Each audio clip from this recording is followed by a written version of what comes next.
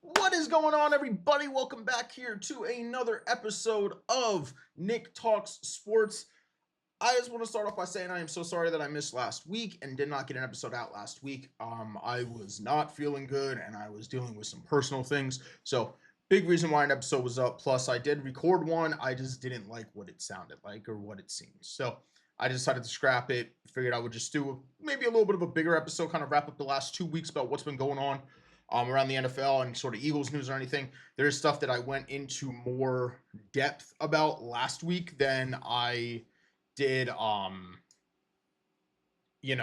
I will be this week. So we're gonna be getting into some things, but let's just get into this. First off, want to say thank you everyone so much for all the support on the first couple of episodes. It really does mean a lot to me. I know I'm a very small channel, so the views might not look like a lot, but I do really appreciate everyone that watches it. Does mean a lot to me. Like always, I got to do the cheesy YouTube stuff. Hit the like button, subscribe, leave a comment. Just kind of tell me if you think I should improve on anything, or if there's anything you would actually like to hear me dive deeper into for next week's episode. And then also at the same time, I will be starting gaming content on the channel once the new cycle of games comes out. MLB The Show comes out next Friday. In July, we're going to be looking at the new NCAA game. We're going to be looking at new Madden. Like I said, I don't do 2K content. I play 2K on the side, but I don't really do 2K content.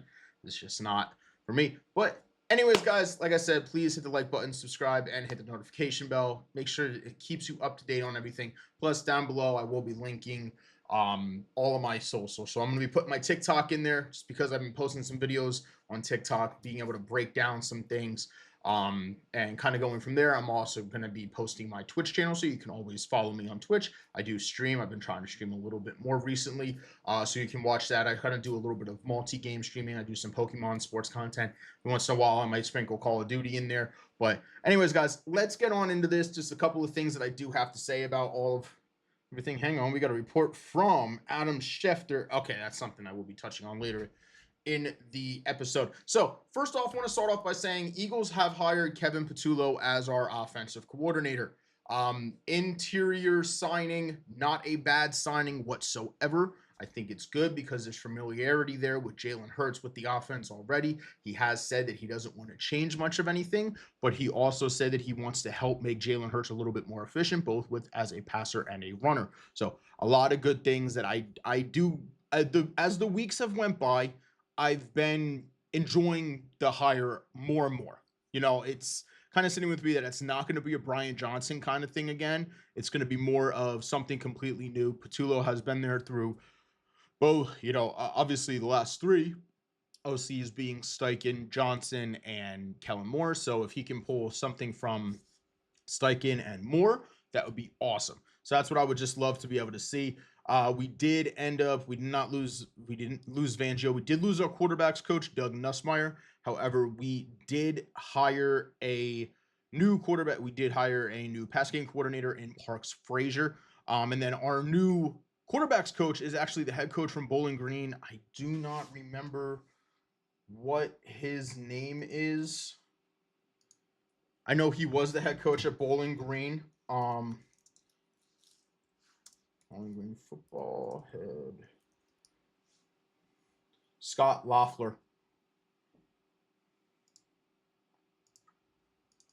Pretty sure that's who the Eagles have hired. Eagles QB coach. He is going to be taking over for Doug Nussmeier. Nope, it's not Doug Nussmeier anymore. New QB coach Scott Loeffler. Yes. So Doug Nussmeier has went with Kellen Moore to New Orleans to become New Orleans' new offensive coordinator. We have hired Doug Loeffler as our quarterbacks coach. Have hired Parks Frazier from Miami for our pass game coordinator, which I really like. As I have said before, I am a huge fan of the Shanahan system. So having somebody from a Shanahan-esque system like Parks Frazier is, I think, huge. Christian Parker is also staying with the Eagles as our DBs coach, which is massive, massive, massive. The development that he has done, helping slay and then helping develop our young guys, Q, Coop, Keeley, Ricks, Reed Blankenship. I mean, I think he has done a tremendous job as a cornerback. So I like that we're keeping him. It's a big relief. It is a huge, huge, huge relief about what's going to happen with him, and I'm really happy that Christian Parker is at least staying for this year. Another year of development for the young guys. Overall, I like the hires that we have made. It's the good thing is AJ Brown has had big praise for Kevin Patullo about the way that he thinks that he is going to help the offense evolve. I mean, again, we just won the Super Bowl. People are going to be honing in on how to stop us. We need to evolve our offense. Just is what it is. Okay. And then let's also get into the fact that free agency is going to be starting very soon. So far, the Eagles have not made anything to re-sign Zach Bond. But I'm pretty sure that deal is going to be coming with what we have done recently.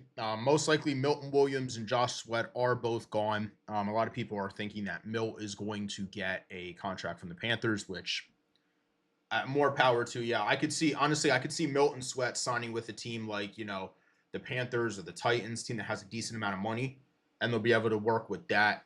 Some of our other guys, I would like to see us bring Becton back, but I'm not I wouldn't be upset if we don't, because we've done a really good job about finding good offensive linemen. So I mean, honestly, bringing back Becton is not. It would be nice, but if it doesn't happen, it doesn't happen. And it is what it is. He had a hell of a year. He should get it back. It just is what it is. He should definitely get it back. And he deserves it too. He 100% deserves it. So Becton, 100% deserves to get it back.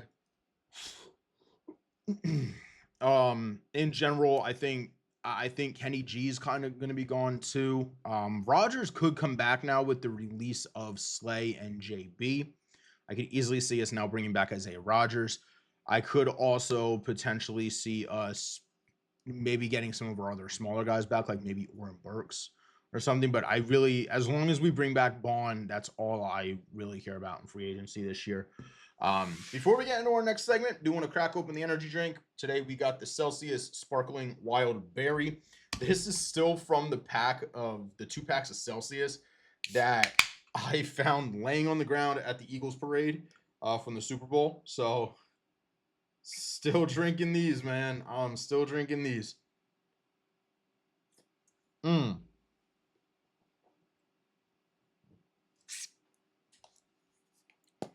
I think we're going to mix the Wild Berry Celsius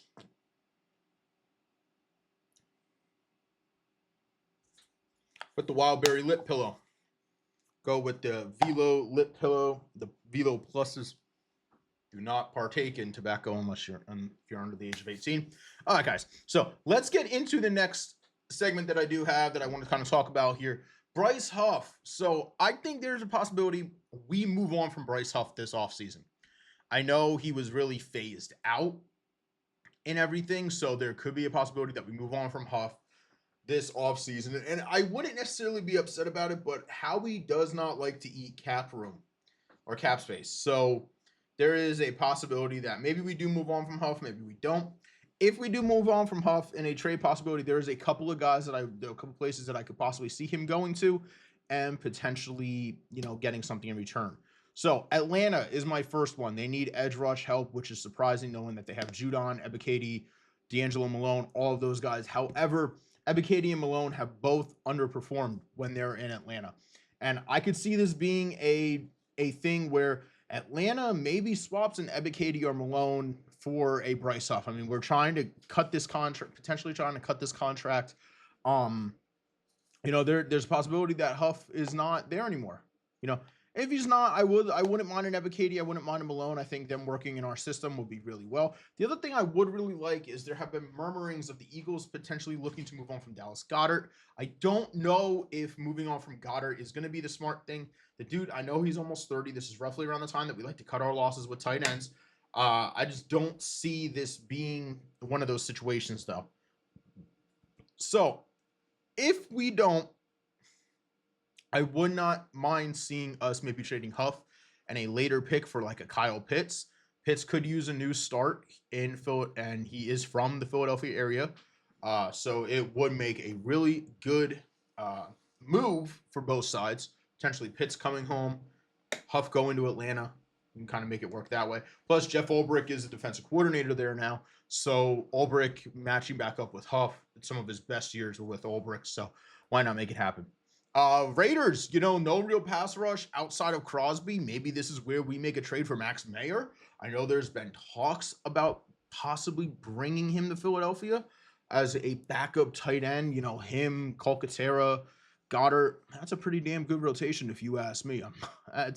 That's really, really, really good, if you ask me. So I would not be upset about all of that. If we do decide to make that move, it makes sense for the Raiders. They don't really have any pass rush outside of Crosby. So it would make a good move. Or we trade him and he's involved in the Crosby trade. And the other one that I keep seeing, which I really don't want to happen because this is technically like one of our rivals, but not really, would be San Francisco. Robert Saleh's back as a DC there. Huff had great time, a great year with Saleh under his belt. So why not reunite him with Saleh, what he can do? And then probably the fourth one I would say is potentially he would be thrown into the Myles Garrett trade. I have a feeling that Myles Garrett trade's coming sooner than not. And you just got to keep the eyes open, guys. I really think that there is a possibility that that Saleh comes. I really do. Or not Saleh, my fault. Garrett, that Myles Garrett comes over to Philadelphia, and I could see potentially Bryce Huff being included in that trade just to kind of have salary match and everything along those lines. So those are kind of my Bryce Huff trade. That's my stuff with Bryce Huff. That's stuff that I all covered last week that it's in the unreleased episode that I wasn't happy about. It's up there on my channel. It's just I didn't release it. I didn't like it. So, we're just gonna go with this, and this will be last week's. This will be covering the last 2 weeks. So I do want to get into the fact though of my combine reactions. So yes, there were some very interesting things that happened in the combine, and this is going to be taking up probably a majority of the episode in general. But combine reactions. So first off, I will just say this: I didn't surprisingly. Because if you guys know me, I'm a big advocate for tremendous D-line and O-line play, being a former offensive and defensive lineman. I love seeing awesome offense and defensive line play. It's just I love seeing it.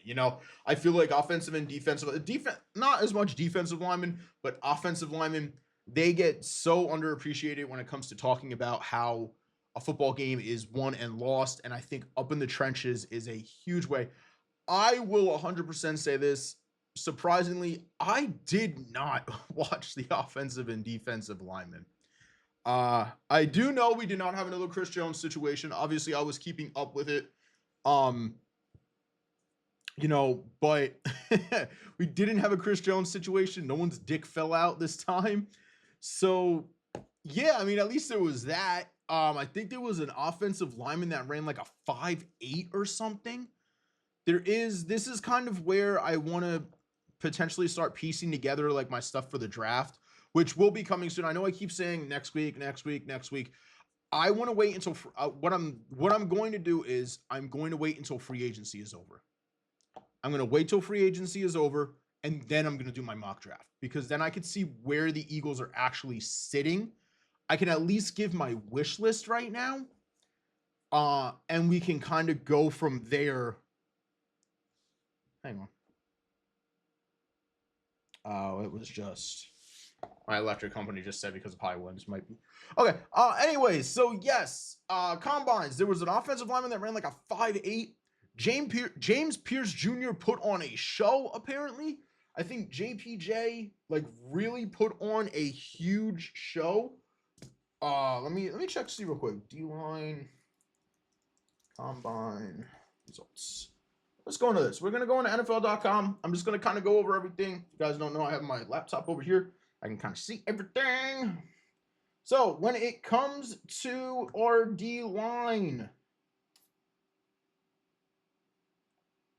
We're gonna start with DNs. James Pierce Jr. ran the fastest 40 of all the DNs at a 4.47. The dude is blazing. He's bendy. He's twitchy. James Pierce Jr. is on my wish list of guys for the Eagles to get if we don't trade pick 32. If we don't trade pick 32, we stick, we pick. If he falls, give me James Pierce Jr. He would be our Josh Sweat replacement. And I know I'm not as much on the Abdul Carter thing.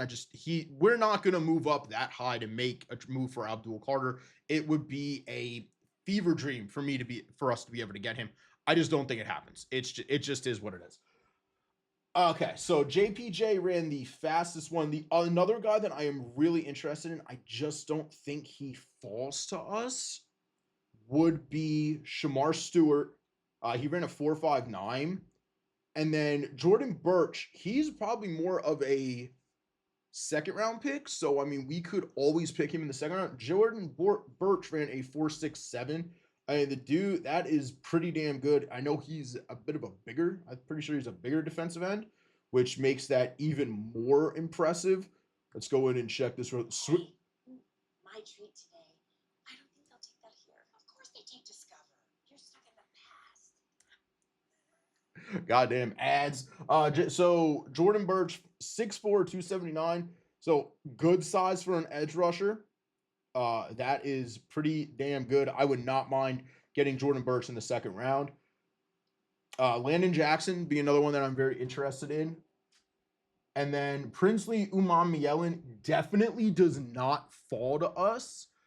But if he does, I would not be upset about a Princely Umamielen from Ole Miss when it comes to if he falls.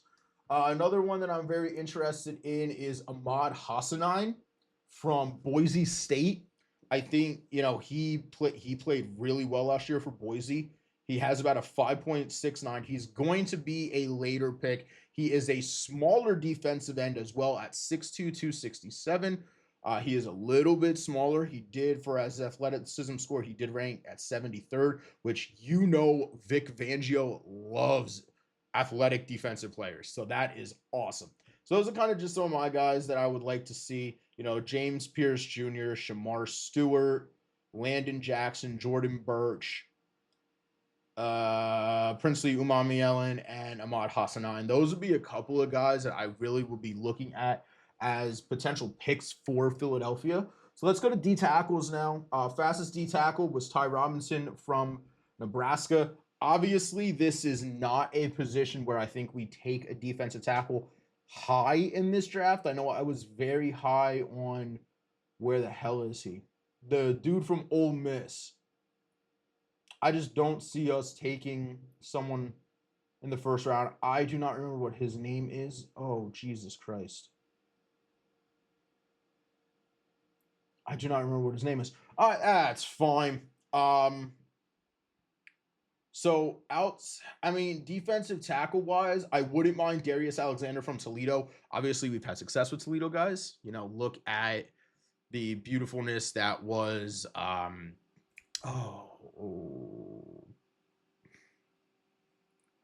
Quinyon Mitchell. Oh my God, dude.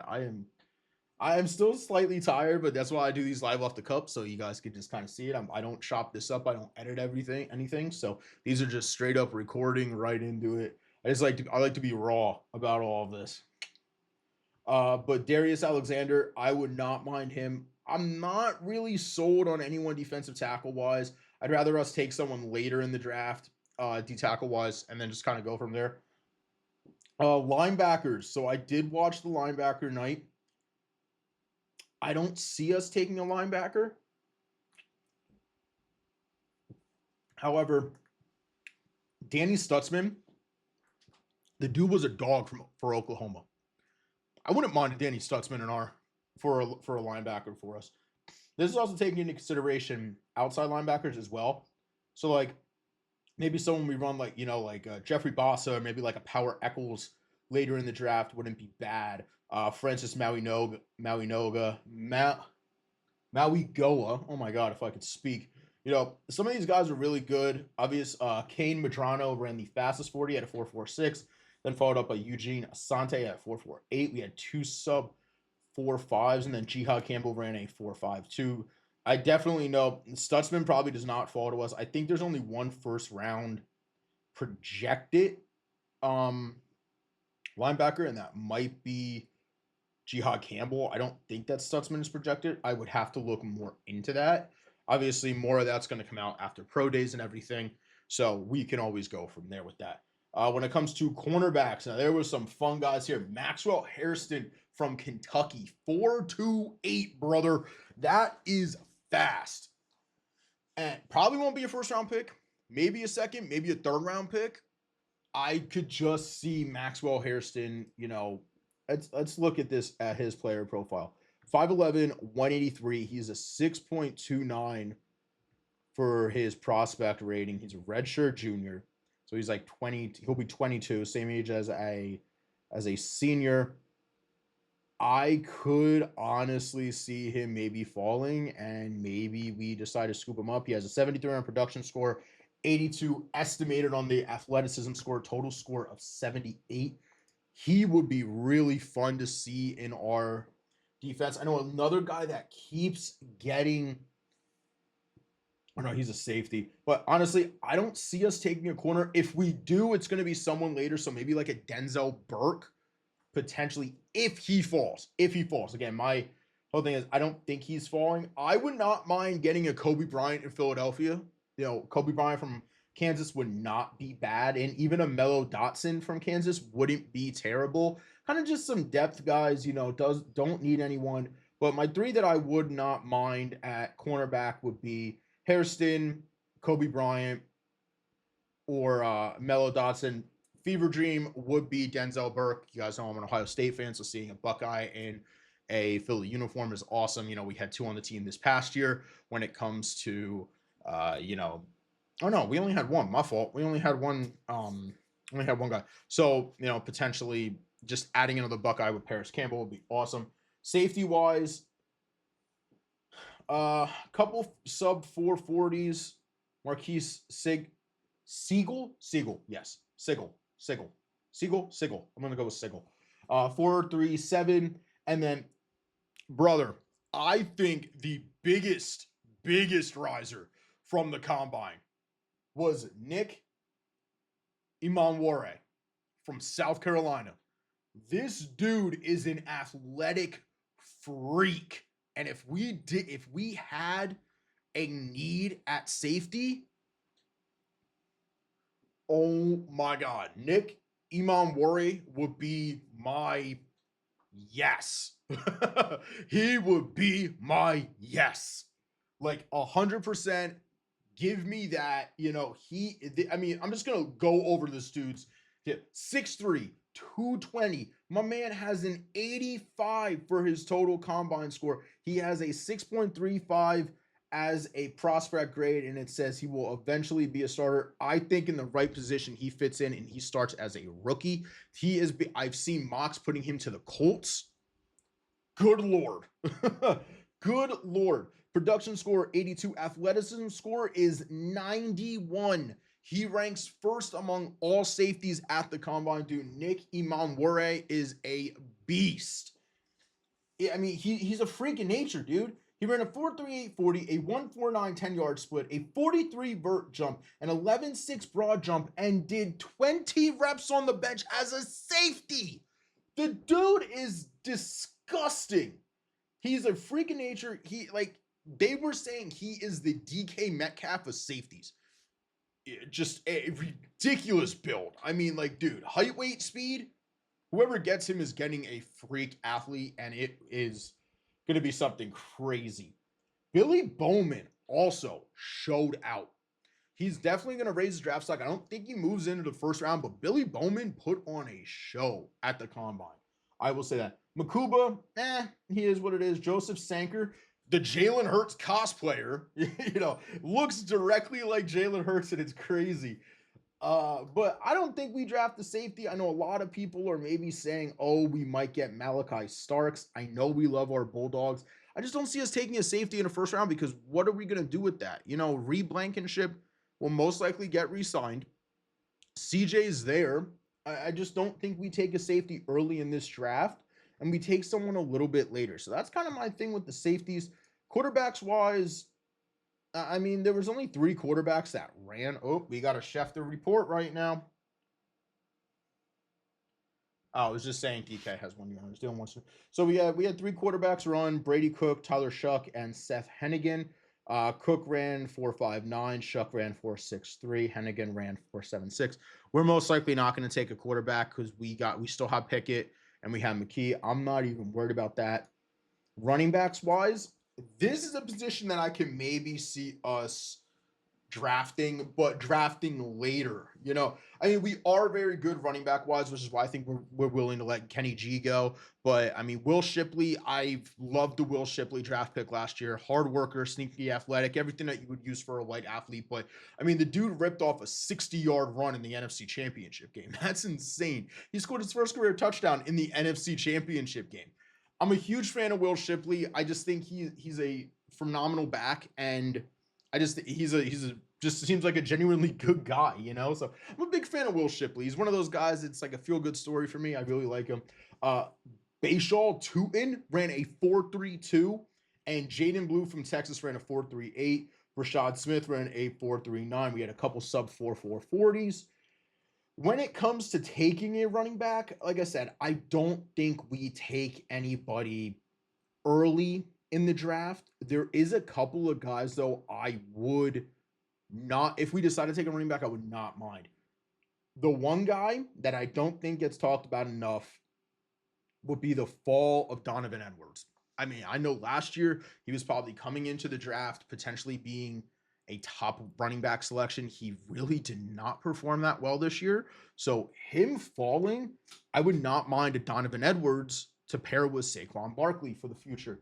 A couple of other guys in here that I wouldn't mind. Caleb Johnson, maybe, just don't think he falls to a pick for us. Manungai, I would not mind. A Devin Neal, I wouldn't mind. He can catch the ball out of the backfield. He's a hard runner. I wouldn't mind it. Manungai makes a lot of sense, though, because he is from Rutgers. Keep him fairly close. And he runs hard. He runs hard. Rutgers backs run hard. I would not mind a Kyle Manungai. My real, and I mean real, dream pick, if we were to take a running back, which I don't think the Eagles take a running back whatsoever, would be Ollie Gordon.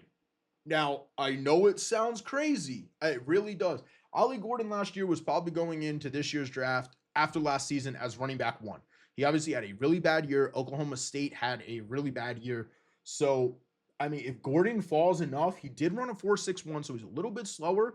But you know what? Having him as a spellback for Barkley, oh, good God, dude. Good God. I mean, considering Barkley just signed an extension, let's try to extend Barkley as long as we can. Having another 3-down back like Ollie Gordon to come in for Barkley when he needs a breather, dude, oh my God. I would love an Ollie Gordon pick for Philly. He might not fall to us, though. And that's the other thing. Like, obviously, he's not going to be around 1 back. He might not be around 2. He might be around 3 to 4 back. And if that's the case, I mean, Philly, I would not be upset with us taking Ollie Gordon whatsoever. Gunning into the wide receivers, Matthew Gordon ran a 4.29. We had a bunch of guys run sub 4.4. It was actually a really good wide receiver room this year when it comes to the guys that ran. The one guy I am very interested in, and he was super fast, I don't know where he is going to project to go, would be Dante Thornton Jr. 6'5", 205. He would be a great jump ball. Whoa, okay. We are, oh my God. Okay, so there is breaking news right now from the NFL. The Seattle Seahawks wide receiver 1, they have recently just announced that they are releasing Tyler Lockett. Seattle Seahawks number 1 wide receiver DK Metcalf has just requested a trade. And Seattle has agreed to explore options. Wow. Whoever gets Metcalf is getting a freak in nature. That is insane. But getting back to what I was saying, Nick Thornton, not Nick Thornton, my fault. Dante Dorman Jr., the 6'5", 205, 32 and an eighth inch arms and hands of 9 and 5/8. He has an 89 on the athleticism score. He has a 6.1 for that. He's a good backup with potential to develop into a starter. I would not mind that pickup. And then to pair him with the guys we already have, I mean, dude, that would be a fever dream. I just don't see us taking a wide receiver in this draft. I don't think it makes sense. I've seen some people mock Luther Burden to us. I just don't see it. I mean, maybe, if he falls, Alec Ayamaner might be the pick. Alec Ayamaner might be it. Tez Johnson ran terribly for his build. Nick Nash would be another guy I wouldn't be upset if we took. I just don't think that wide receiver is a get for us. Now, tight ends. This is a position I could see us taking. But I don't think we take it in the first round. It's definitely a later kind of thing. Not many tight ends ran very fast. I mean, our fastest 40 was a 4.63 from Terrence Ferguson. Would not mind Terrence Ferguson on the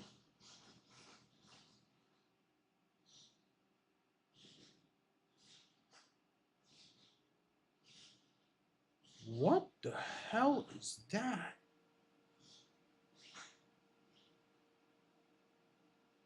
Dude, that was some crazy shit that I just heard. Wow. Terrence Ferguson did run the fastest 40 that we saw at 4.63. So I would not mind Terrence Ferguson.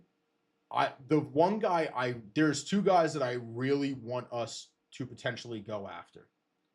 Harold Fannin Jr. A lot of people are going to say, oh, he ran a 4.7. I don't care what Fannin ran. I really don't. I don't care what Fannin ran. I think Fannin can be very, very good. Go to the tight ends, go ahead and see all the participants. Obviously, we're not going to get a Tyler Warren. We're not going to get a Colson Loveland. I have seen that we have done a meeting with Mason Taylor. So Mason Taylor could be on the board, son of Zach Taylor. But Mason Taylor, Harold Fanning, Terrence Ferguson, and Aronde Gatson the second would kind of be the four tight ends I would be extremely happy with. I would be really happy with those four.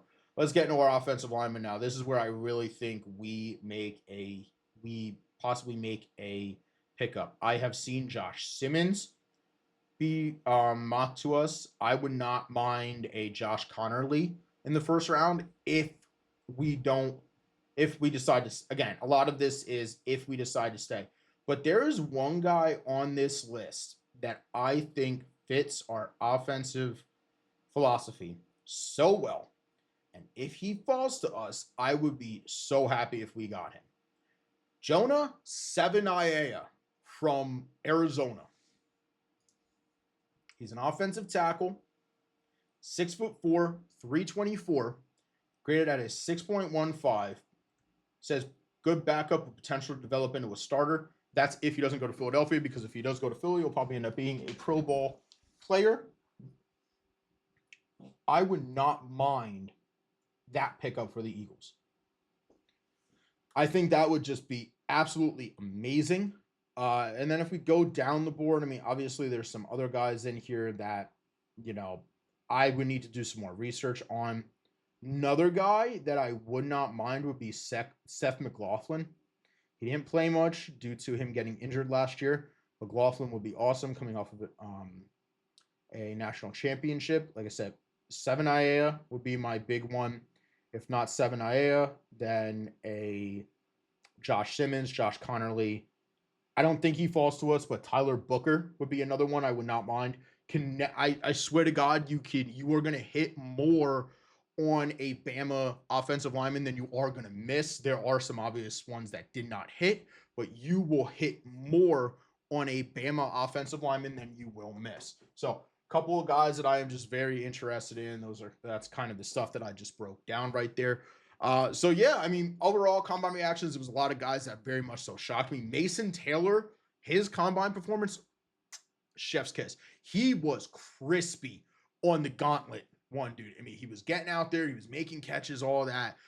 Will Howard potentially tanked his draft stock a little bit because apparently a lot of people don't think he had a great one. I think he wasn't terrible. So, I mean, honestly, I will say this. I think Will Howard's a Raider, and I think the Raiders take him later. I think they potentially pass on a quarterback early on. They're going to draft BPA at that point, and then you take if they go quarterback early, they go quarterback early. It just is what it is. But I really think that Will Howard is a Raider. He feels like a Raider or a Ram. I don't know. It's like one of those like I like Will Howard. He's a hard worker. He's a good quarterback. I mean, he is. He had a good season for Ohio State last year. My thoughts on him really changed as the season went on because I feel like he got better and more comfortable in the system. So that's why I'm saying Raider or Ram. I just think it makes the most sense for him. The other guy, I was saying Jalen Milroe.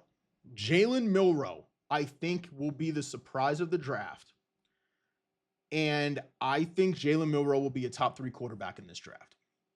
Call me crazy. I know it sounds wild. This is not a strong quarterback class outside of Shedeur and Cam Ward. This is not a strong quarterback class whatsoever. But I truly think if Jalen Milroe goes to the correct position, he will really succeed. And Jalen Milroe, he just seems like a saint. He goes and can work with Kellen Moore, who just got done working with Jalen Hurts. Honestly, my draft comp for Jalen Milroe is going to be Jalen Hurts. Same vibe. Crazy athletic. Can throw the deep ball, but is like he's being knocked because he's not a great passer. Reminds me a lot of when Jalen Hurts came out. I mean, I'm telling you, man, Jalen Milroe feels like a saint. My draft comp for him is 100% it's Jalen Hurts. I mean, Jalen Milroe feels like Jalen Hurts. And I feel like in the right position, given the time to develop, it makes sense. And I will say this, Will Howard is Kirk Cousins. Crazy. I know it sounds crazy. He's going to be a solid quarterback. He's going to put up numbers in the right offense, and he will thrive. He'll be that serviceable starter that could win you a Super Bowl. He really could. I still think Kirk Cousins, like Vikings Kirk Cousins, not Atlanta Kirk Cousins, but Vikings Kirk Cousins could win you a Super Bowl. He really could. And I would say late Washington Kirk Cousins could win you a Super Bowl.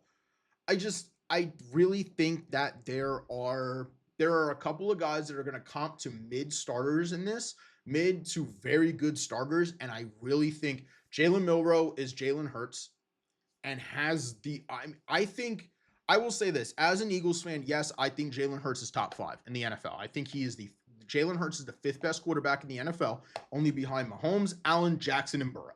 I think when it comes to winning, obviously the stats aren't gaudy, but when it comes to winning, when it comes to doing what you need to win games, and when it comes to, playing at a high level in high level situations, he's a top 5 quarterback in the NFL. I don't care about what everyone says about the box score. Most people that will rank Jalen Hurts outside of the top 5 are box score watchers and have TikTok ball knowledge. They don't truly sit back and watch what a quarterback does, the way he analyzes a play. I mean, this past season alone, the way he was checking at the line, the way he made crazy play, the way he picked apart Steve Spagnuolo's defense was immaculate in the Super Bowl. You're not going to sit here and tell me Jalen's not top 5. And I'm done talking about that shit. He is a top 5 quarterback in the NFL. And if you disagree, then I humbly agree that you are wrong. Everyone is going to have their own rankings list. Everyone has their opinions, and not all opinions are wrong. But there are certain times when you're just going to sit here and the only argument you have is he doesn't put up stats. Stats is not the only thing when it comes to quarterbacks. Not turning the ball over, performing when it really matters. Jalen Hurts' play rises in the postseason. This year, you got to think, first game back, he was coming off a concussion, first time he played in 3 to 4 weeks. I would say he gets a pass when it comes to that first game. Second game, snowy, shitty conditions. Barkley goes for over 200 yards. We don't need to pass the ball. Jalen Hurts, it does what he needed to do to win that game. He put a couple balls on. There was a couple of drops in that game, but it is what it is. NFC Championship game against Washington, standout game. Super Bowl, standout game. Jalen Hurts, the higher magnitude of a game it is, the better Jalen Hurts plays, and that's why he is top 5 in the NFL. Don't argue with me. Patrick Mahomes is still the best quarterback in the NFL, and I think it is a lot wider margin than what people want to agree with. I mean, Patrick Mahomes, all that man fucking does is win. He's been to 5 Super Bowls in 7 seasons as a starting quarterback. He has made the the AFC Championship game every single year that he has been a starting quarterback. And this, I mean, it doesn't mean anything. Patrick Mahomes, what he does, I mean, Patrick Mahomes is legitimately Tom Brady. He elevates a piss poor receiving room. I mean, legitimately, guys, let's look at this. This year's Kansas City Chiefs team is very identical to the Patriots team that went on to win the Super Bowl against Seattle. And I'm going to legitimately, there is not a high profile receiver on there. You have a top, arguably 3 tight end in the NFL with Travis Kelce. Travis Kelce, the Gronk, is a perfect comparison there. You're top at your position. You got a quarterback that is elevating young and not very good skill positions. You have a pretty decent running game with Kareem Hunt and Pacheco, and then you're led by an elite defense. I mean, dude, this year's Chiefs team is the 2015 New England Patriots. Argue with a wall. They're the 2015 Patriots and they're the 2017 Patriots. And the 2018 the 2015, 2016, 2017 Patriots. Those 3 years, this Chiefs team is very comparable to them. Ridden by a very good defense, mid-skill positions, and then next year when Rice comes back, that's basically Brandon Cooks, a pretty decent wide receiver. We've yet to see Rice truly burst when it comes to his potential, and I think him and Mahomes have so much potential to work with. If Brett Veach and Andy Reid go out and get DK Metcalf, that is a scary receiving room. DK with Patrick Mahomes is going to be scary. And then you add Rashid Rice. I mean, we're looking at potentially 2007 Patriots levels of greatness on that. And I will say this, the Eagles are the 2007 Giants. We're going to be led by a great defense. And offense, I mean, we're going to be better than that offense. We're probably more or less like, we're probably closer to that 2016 Seahawks team. Strong defense, offense that can light up the scoreboard when we need to, led by a strong run game. At this point, we're the 2020s version of Legion of Boom. It is what it is. We are the 2020 version of the early 2010s Seahawks. Offense that can light up the room. Jalen Hurts I'm perfectly fine with comparing Jalen Hurts to Russell Wilson at that time. I think they are very mirror edge quarterbacks. Both can throw the deep ball very well. Both are good at passing, and both are super athletic and can extend a play and can run the ball when they need to. We're led by a very strong running game and a top running back in the NFL. Saquon Barkley, obviously significantly better than Marshawn Lynch. We have a better offensive line, which makes our offense look even better. The only thing I would say that we are head and shoulders better than outside of the offensive line in that Seahawks team is our receiver room. You have 2 number 1 receivers on your team, and then a number 3 receiver that when his name is called, he makes his damn plays, bro. And then a staunch, destructive, game-wrecking defense that can eliminate even the best offenses in the NFL and make them look microscopic. It just is what it is. But yes, I think Jalen Milroe is Jalen Hurts, and I really think Will Howard is Kirk Cousins. Those are my 2 biggest cons. Shador and Cam are in a class of their own. Shador he is a phenomenal quarterback, and just seeing the leadership he had being there. Yes, he did not do anything because he's going to throw it his pro day, but just seeing him being there, chopping it up with them, and same thing with Travis Hunter, dude. I'm not one of those people that has anything against Shador Sanders or Travis Hunter. I think the Colorado team in general was very overhyped, but I think them as players and them as just people alone are 2 of probably, they're very cocky, but it's because of how good they are. When you have players that they know that they're so good, I'm fine with them exuding confidence. I'm fine with them seeming cocky. That's perfectly fine. You want your top player and potentially the best player on your team to exude confidence. Exude that shit. put yourself on a pedestal, hold yourself to a high standard. I'm telling you, man, there's going to be some shocks in this draft class, and I really think two of them are going to be Milroe and Will Howard. It's just that's exactly I truly believe that. Okay, so let's get into some of the moves that have happened now. So the Raiders are signing out. This is actually funny that I'm transitioning into this, and this just got announced. Um, the Raiders are signing Bengals guard Alex Capita with 2-year, $11.2 million deal that includes $5.5 million fully guaranteed. That's signing not a bad deal from the Raiders. Okay, so they're starting with something fairly early. Okay, so let's get into now. Moves have been made. Yes, there have been moves that have already happened. We're gonna start with the Eagles stuff. Slay and JB officially have been released. We did this with Slay last year, where we released Slay, brought him back on a more team-friendly deal. Perfectly fine with it.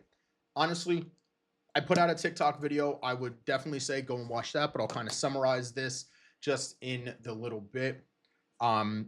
Slay came to Philly in 2020, 2021. And was a shutdown corner we have been missing for well over a decade since we lost Asante Samuel. The mentorship, the leadership that he showed on the defensive side of the ball is absolutely amazing. The way he mentored Q and Coop, amazing. The way he mentored Keely, amazing. And kind of the same thing goes for JB. I mean, when him and Slay were at the top of their powers in 2022, they were the best cornerback duo in the NFL.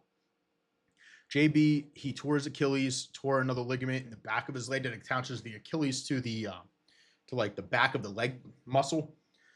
He tore that in training camp. Obviously didn't play all year. So, but he mentored Coop, Q, Keely, all of the secondary guys if he could. He mentored them. And, honestly, for both of them, I really appreciate their time in Philadelphia. They gave us cornerback play that we had not had in a long while.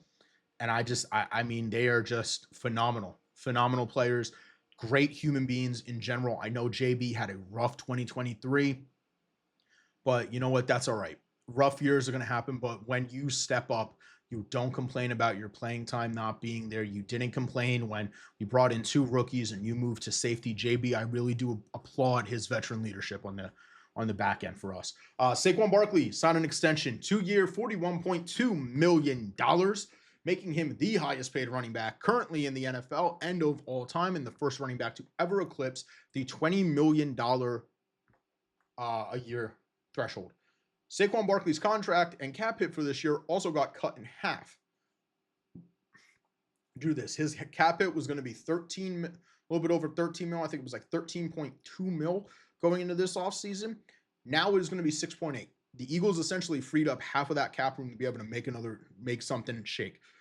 So obviously I've done both those videos on TikTok already. Please go over, watch them. I know I'm shamelessly plugging that, but go head over and watch that if you guys want a little bit more short form content. And this is kind of the stuff that I can react to as things happen as well, where this is more of just the summary. Deebo Samuel to Washington, that was leaked Saturday night.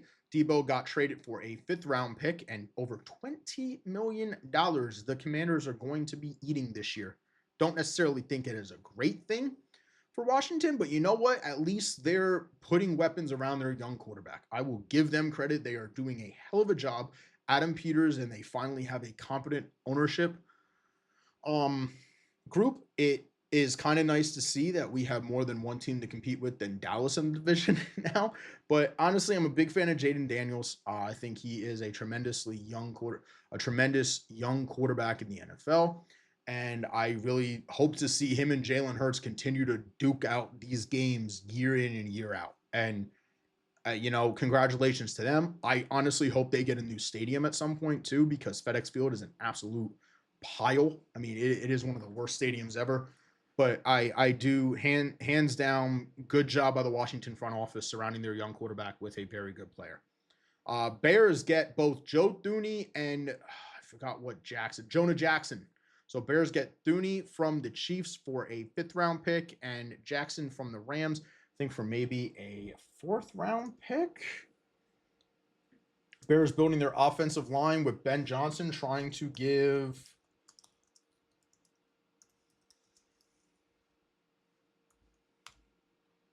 Bears trading offensive lineman Jonah Jackson in exchange for a 2025 6th round pick. So they traded both their 5th and 6th round picks to acquire 2 very good veteran offensive linemen.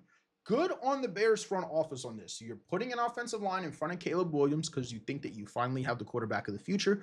You hire an offensive-minded head coach and Ben Johnson. I think so far they're doing a great job in the offseason. You get 2 good offensive linemen. You get a tremendous, what I think is going to be a good offensive coordinator or a good head coach for them.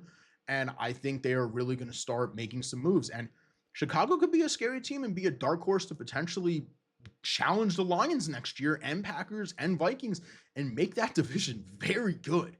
I I I was not very high on Caleb Williams last year just because I feel like mentally he's not tough enough for the NFL, and it's going to be very interesting to see what's going to happen once teams real like if they play a team and that team just continuously assaults and gets after Caleb Williams. I feel like he's going to break down, and it's going to be a very big thing because the Eagles do play the Bears this year. Let's see how the Eagles defense does against Caleb Williams, because I don't think he'll have great. I want to see what it'll be like when he actually plays a defense that truly gets after him. And you don't have a head coach that's an absolute fucking idiot like their former head coach was, because they should have beat the Lions on Thanksgiving. I mean, there's no way around it. They should have beat the Lions on Thanksgiving. Their head coach was an idiot and didn't call a timeout when he should have. Just a trash can. But kudos to both the Bears and Washington right now are making some moves, and I like the way that they're doing it. Christian Kirk is going to be released by the Jags. Lockett to be released by the Seahawks. Also pairing with the fact that DK Metcalf just requested a trade. The Seahawks could be going through a rebuild at this point. You know, you're going to have JSN as your number 1 wide receiver, and then after that, who else do you have? You're going to have Kenneth Walker. You have a fairly decent tight end room. I mean, I like Noah Fant. I think as he's one of the most athletic tight ends in the NFL, and you have a pretty solid defense. I mean, you got 2 really good corners in Reek Woolen and Devin Witherspoon. A really good. Your back end of that. I mean, Julian Love, really good. Not Julian Love. It might be Julian Love. Yeah, Love in the back there for your safety. Very good safety. I mean, hats off to Seattle. You guys might be going through a bit of a rebuild offensively, but I think defensively, you guys are still going to be good. They're going to continue to be competitive. And I think the big thing is you got to get a quarterback. You got to get a quarterback there in Seattle, kind of kickstart off all of that. Seattle's not a team that needs to. Seattle's a team that could draft a quarterback, and actually it could be a pretty decent position for him. So it would not be out of the realm of possibilities for them to potentially draft a quarterback. I would be very interested to see what Seattle does in this draft, because I feel like they are kind of like in this weird part where it's like you need a quarterback, you need to find a young quarterback because Geno Smith is not going to be there forever. The Jets have released both Aaron Rodgers and Devontae Adams. Both sides are kind of going to be leaving. Most likely Devontae Adams is going wherever Aaron Rodgers goes. So that just is what it is. On top of that, they did also grant Alan Lazard the opportunity to become a trade candidate as well. So I would not be surprised if the Jets team looks a little bit different. You need to get a young quarterback in there. Oh my God, Jets, do not fuck this up. Get yourself a young corner or a quarterback, please. First, obviously, you need to get an offensive line, but get yourself a decent quarterback. I swear to God, quit with this, Zach Wilson corpse of former good quarterbacks. If they sign Russell Wilson this year, they're fucked, dude. They are so fucked. But I just think Aaron Glenn's a smarter guy than that, and he's going to do some fun stuff there.